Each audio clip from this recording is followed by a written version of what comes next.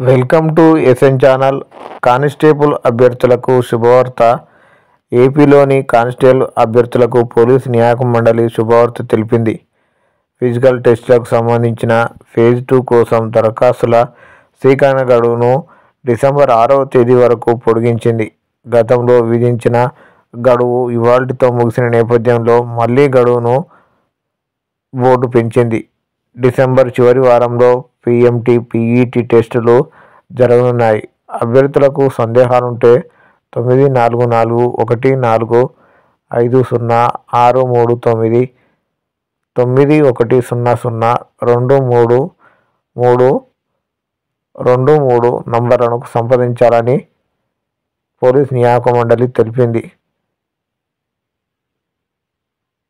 మరిన్ని అప్డేట్ కోసం ఎస్ఎన్ ఛానల్ని సబ్స్క్రైబ్ చేయండి. Thank you.